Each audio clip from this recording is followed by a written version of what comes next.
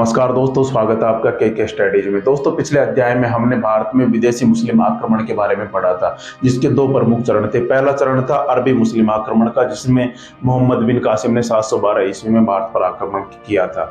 उसके बाद द्वितीय चरण है तुर्क मुस्लिम आक्रमण का, जिसमें महमूद गजनवी आता है, फिर मोहम्मद गौरी और फिर दिल्ली सल्तनत की स्थापना होती है।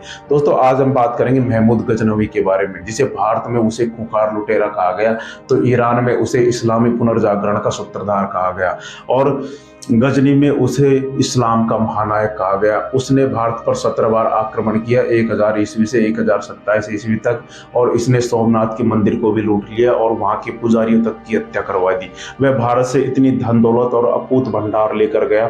उसके बाद उसने पहली बार भारत में जिहाद का नारा दिया, जो विश्व इतिहास में पहली बार सर्वप्रथम जिहाद उसने फैलाया था।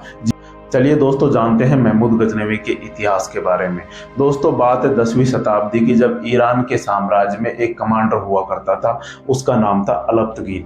ईरानी साम्राज्य में उस समय उत्तराधिकार का संघर्ष चल रहा था और अलप्तगीन जिस राजा का साथ दे रहे थे उत्तराधिकार के संघर्ष में, वह राजा युद्ध में हार गया। युद्ध में हारने के साथ साथ ही अलप्तगीन को भी वहां से भागना पड़ा और उसने अफगानिस्तान के गजनी प्रांत में आकर एक नए साम्राज्य की नींव डाली, जिसे यामनी साम्राज्य के नाम से जाना जाता है।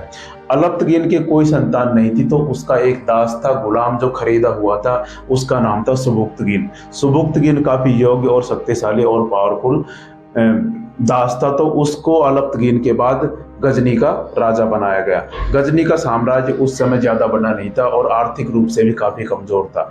तो उस समय सुबुक्तगीन के समकालीन थे भारत के पंजाब के राजा, हिंदू शाही राजवंश के जयपाल शाही। तो जयपाल शाही ने सोचा कि सुबुक्तगीन एक नया राजा बना है और अभी आर्थिक रूप से भी कमजोर है और ज्यादा बड़ा क्षेत्रफल भी उसका नहीं है, तो क्यों नहीं कि इसको पनपने से पहले ही इसको खत्म कर दिया जाए। तो इसका मौके का फायदा देखकर जयपाल शाही ने सुबुक्तगीन के ऊपर हमला कर दिया।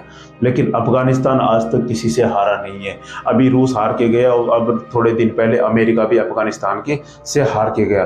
तो उसकी भौगोलिक परिस्थितियों के हिसाब से वहां पर लड़ना काफी कठिन है। दोस्तों, जंगलों में, पहाड़ों में और पानी में लड़ना काफी कठिन माना जाता है। तो अफगानिस्तान में पहाड़ है, तो वो छुपकर वार करने वाले होते हैं, तो वहां पर जीतना काफी कठिन होता है, क्योंकि अमेरिका भी अभी हार के गया है। तो जयपाल शाही उस समय सुबुक्तगीन से हार गया और वापस पंजाब चला आया। अब सुबुक्तगीन धीरे धीरे अपने साम्राज्य को फैला रहा था, तो सुबुक्तगीन की थोड़े दिनों बाद मृत्यु हो जाती है। फिर उसके बाद उसका अगला शासक बनता है उसका बेटा महमूद गजनवी। सुबुक्तगीन का बेटा था महमूद गजनवी, जो 998 ईस्वी में गजनी का शासक बनता है। महमूद गजनवी का जन्म 971 ईस्वी में हुआ था और उसकी मृत्यु 1030 ईस्वी में हुई थी। तो इन 998 में वह काफी युवा अवस्था में गजनी का राजा बना था। दोस्तों, जयपाल शाही को जब इसके बारे में पता चलता है कि सुबुक्तगीन अब नहीं रहा और उसका युवा बेटा महमूद गजनवी अभी शासक बना है, तो जयपाल शाही को फिर लगता है कि ये बढ़िया मौका है कि इस राजवंश को, यामनी राजवंश को बिल्कुल उखाड़ फेंकने का।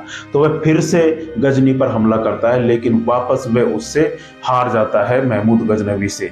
तो 2 बार बाप से भी हारने के बाद और बेटे से भी हारने के बाद जयपाल शाही एक राजपूत शासक था, तो अपनी मर्यादा को ध्यान में रखते हुए आत्मग्लानि से इतना भर गया था कि उसने आत्मदाह कर लिया, उसने आत्महत्या कर ली।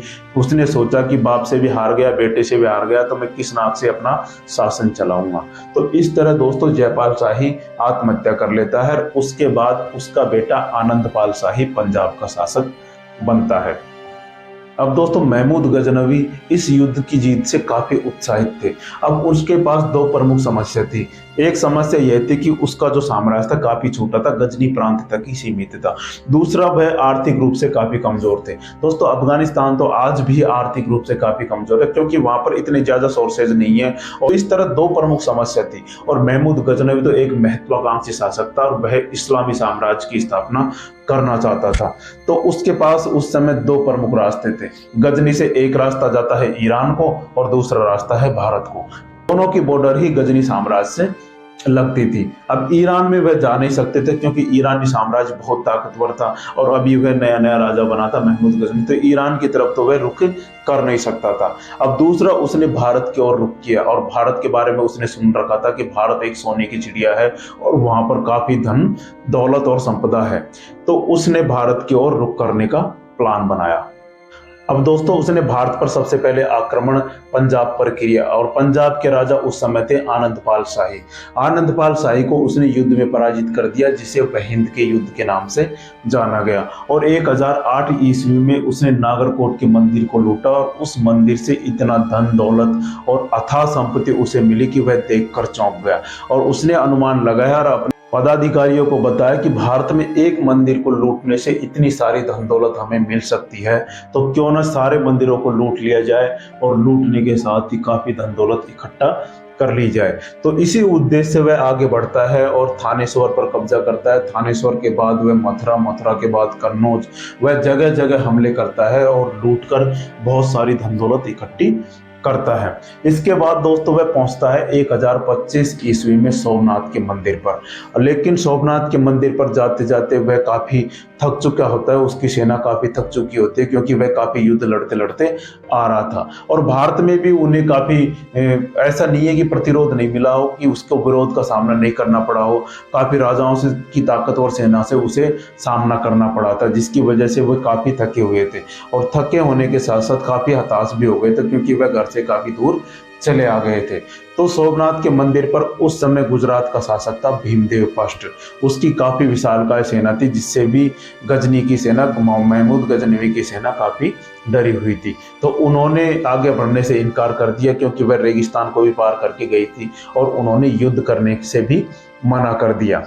तब महमूद गजनवी ने दिमाग लगाया और उसने इस्लामी साम्राज्य के लिए पहली बार जिहाद का नारा दिया। जिहाद में उसने बताया कि अगर आप लड़ते हुए मारे जाते हैं तो आप जन्नत को नसीब होंगे, अगर आप लड़ते हुए नहीं मारे जाते हैं और युद्ध का सामान लूट लेते हैं, युद्ध के बाद जो भी धन दौलत लूटते हैं उसका 1/5 मुझे आएगा, मतलब राजा को आएगा और बाकी सेना में बांट दिया जाएगा। तो इससे उसकी जो 5000 की सेना थी वह एकदम से 50,000 की लगने लगी थी, क्योंकि सेना में इतना उत्साह हो गया था कि लूट का सामान भी हमें बांटा जाएगा और अगर मर भी गए युद्ध लड़ते हुए तो जन्नत को हम नसीब होंगे। तो इस तरह महमूद गजनवी ने पहली बार अपने धर्म का प्रयोग, इस्लाम का प्रयोग जिहाद के रूप में किया और उसकी सेना खड़ी हुई और भीमदेव फर्स्ट को पराजित कर दिया और उस युद्ध में लगभग 50,000 से अधिक लोग मारे गए और वह सोमनाथ के मंदिर पर अंदर घुसते हैं और पुजारियों की भी नरसंस हत्या कर दी जाती है और सोमनाथ के मंदिर से इतनी धन दौलत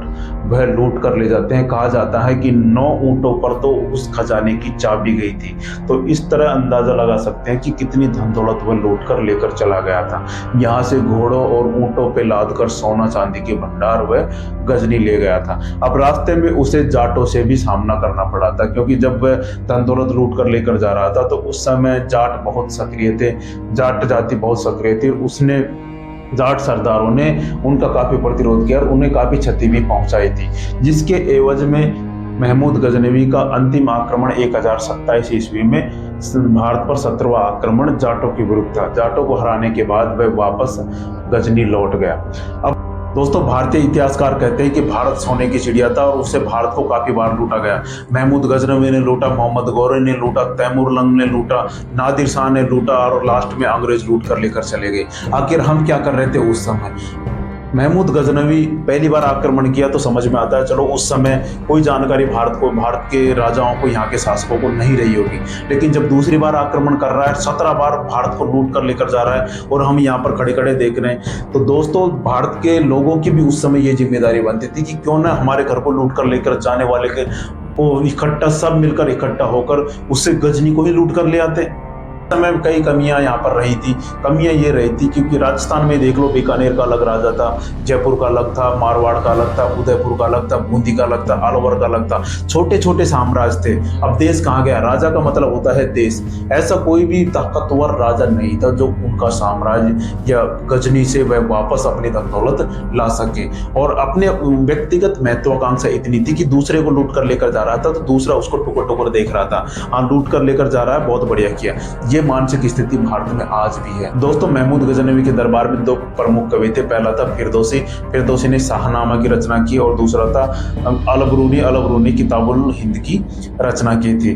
फिरदौसी लिखता है कि महमूद गजनवी काफी कंजूस शासक था, क्योंकि महमूद गजनवी ने फिरदौसी को इतिहास लिखने के बारे में कहा था और कहा था कि प्रत्येक दोहे के लिए तुम्हें 1 दीनार दी जाएगी। लेकिन जब काफी दिनों की मेहनत के बाद फिरदौसी ने इतनी मोटी किताब लिख डाली, पूरा इतिहास लिख डाला, जब वह लेकर दरबार में गया तो उसको पैसा देने से महमूद गजनवी ने मना कर दिया और अपने अधिकारियों से कहा कि इसको थोड़ा बहुत पैसे देके इसको वापस भेज दो। लेकिन बिना पैसे लिए ही फिरदौसी वहां से अपने घर चला आया। जब फिरदौसी बहुत समझदार व्यक्ति था और उसने किताब के बीच में कुछ पन्ने खाली छोड़े हुए थे। जब उन पन्नों में उसने लिखना चालू किया और महमूद गजनवी का विरोध करना चालू किया। उन पन्नों में उन्होंने लिखा कि यह बहुत शराब पीता है, यह इस्लाम का प्रेरणा नहीं है, यह विलासितापूर्ण जीवन जीता है। तो जब यह किताबें लोगों के द्वारा पढ़ी गई तो गजनी के गलियारों में ये शब्द गूंजने लगे। जब ये शब्द महमूद गजनवी को पता चला तो उन्होंने पूरा पैसा फिरदौसी को देने के बारे में कहा। जब उनके अधिकारी फिरदौसी को पूरा पैसा देने के लिए उसके घर गए तो उस समय फिरदौसी का जनाजा निकल रहा था और वो जनाजा निकल रहा था तो फिर उनके अधिकारियों ने उनकी बेटी, फिरदौसी की बेटी थी, उनको पूरा पैसा देने के लिए कहा। तो फिरदौसी की बेटी ने कहा कि जब ये पैसे लेने वाला ही यहाँ पर मौजूद नहीं है तो मैं इन पैसों का क्या करूँगी, और फिरदौसी की बेटी ने उन सारे धन दौलत को लेने से मना कर दिया। अब दोस्तों, महमूद गजनवी की मौत के बारे में भी 2 प्रमुख कहानियां प्रचलित हैं। पहली कहानी है कि किसी दरवेश ने उससे कहा था कि तुम भूलकर भी अपने खजाने में मत जाना, लेकिन एक दिन अज्ञानवशी भूलवशी वह अपने खजाने में चल जाता है। अपने खजाने को खोलकर जब वह देखता है तो उसे इतना अकूत धन भंडार, अथाह धन संपदा उसे देखने को मिलती है और वह कहता है कि ये सारी धन दौलत मेरी। यह देखकर ही वह पागल हो जाता है और कहा जाता है कि वह गजनी की सड़कों पर पागल होकर मरा था। दोस्तों, दूसरी कहानी यह है कि उसे किसी असाध्य रोग की बीमारी हो गई थी और कहा जाता है कि उसे मलेरिया हो गया था। और मलेरिया होने के साथ 1030 ईस्वी में उसकी मृत्यु हो गई थी और 62 वर्ष की अवस्था में उसकी मौत हो गई थी। अब दोस्तों, हम अपने हिसाब से देखें कि जैसे भारत का कोई राजा है जो विदेशों में जाकर अपना झंडा गाड़ कर आ रहा है तो उसे भारत का महानायक कहा जाएगा या महान सम्राट कहा जाएगा। जैसे चंद्रगुप्त मौर्य ने सिकंदर के सेनापति थे सेल्यूकस निकेटर को, उसको युद्ध में हराया और उसकी बेटी से विवाह कर लिया तो उसे भारत का महान राजा कहा गया। वैसे ही अगर भारत का कोई भी राजा जैसे अरब देश तक चल जाता या अफगानिस्तान होते, ईरान इराक अरब देश तक चल जाता, उधर गजनी को जीतकर, समरकंद को जीत कर ले आता, चाहे कैसे भी उसने जीता हो तो उसे भारत का महान राजा कहा जाता, क्योंकि अपने देश को छोड़कर उसने विदेशों में भी झंडे गाड़े थे। इसी तरह गजनी में भी महमूद गजनवी को अपने देश से बाहर उसने विदेशों में भी भारत में आकर झंडे गाड़े थे, यहाँ से काफी धन दौलत लूट कर लेकर गया था। इसी की वजह से उसे गजनी का महानायक, इस्लाम का महानायक कहा गया। अब देखिए, ये कहानी थी महमूद गजनवी की जिसके बारे में आज हमने बात की। जानकारी आपको अच्छी लगी हो तो लाइक करें, शेयर करें और सब्सक्राइब करना बिल्कुल ना भूलें। मिलते हैं आपको ऐसे ही नॉलेजेबल वीडियो के साथ, तब तक के लिए जय हिंद, जय भारत।